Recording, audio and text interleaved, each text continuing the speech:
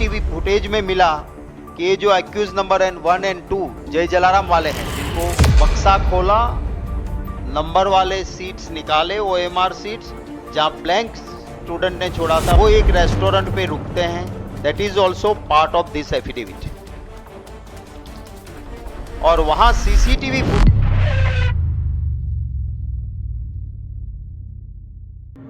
मेरे कुछ सवाल हैं।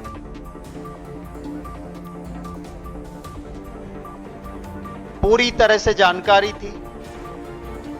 5 मई को एग्जाम हुई, 8 मई को कलेक्टर के पास पूरी डिटेल्स आई, कुछ सीसीटीवी फुटेज और चीजें भी मिली। सीसीटीवी फुटेज में मिला कि ये जो एक्यूज नंबर 1 और 2 जय जलाराम वाले हैं, जिनको बैग में सील करके कुरियर करना था, वो एक रेस्टोरेंट पे रुकते हैं। That is also part of this affidavit.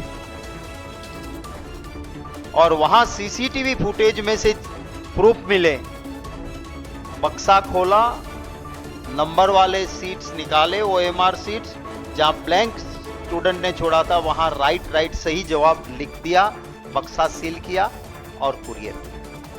ये जानते हुए भी सुप्रीम कोर्ट के सामने सरकार ने झूठ कहा कि नीट में कोई धांधली नहीं हुई है, तो it's a contempt of court, it's a serious contempt of court.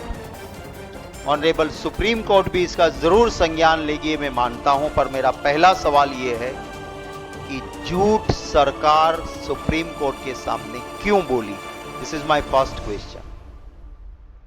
मेरा दूसरा सवाल है कि जहां पे भाजपा की ही सरकार है, ऐसे गुजरात में जब deputy superintendent of police on oath sessions court के सामने कहते हैं कि इस तरह से इस मॉडेस्ट ऑपरेटिव के साथ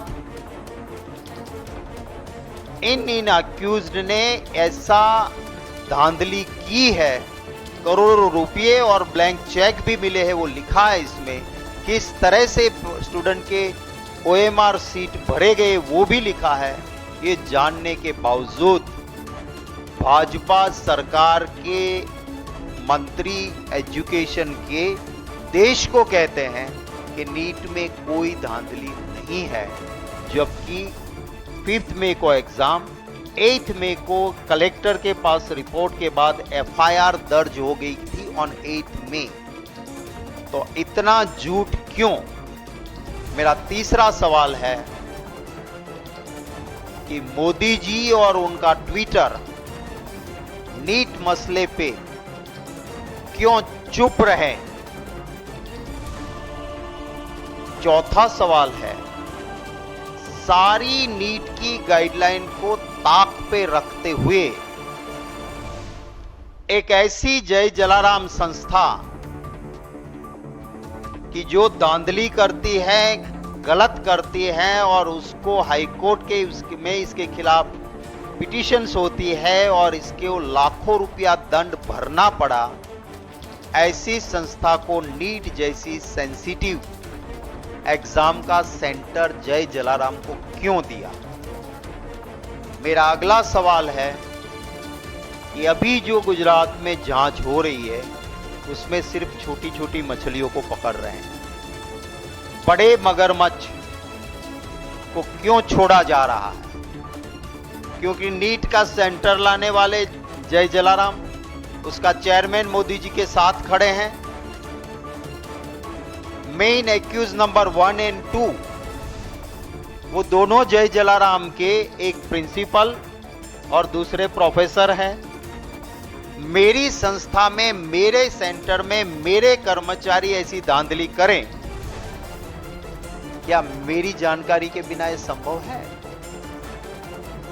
जब ये चेयरमैन इतना पावरफुल है कि प्रधानमंत्री जी और प्रधानमंत्री जी की खास एक वक्त में रही मंत्री जी स्मृति ईरानी जी के करीब ही रहते हैं, तो क्या इसीलिए आप इसको नहीं टच कर रहे हो?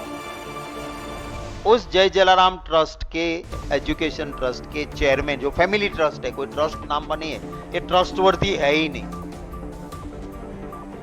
उस चेयरमैन को अभी तक क्यों गिरफ्तार नहीं किया है?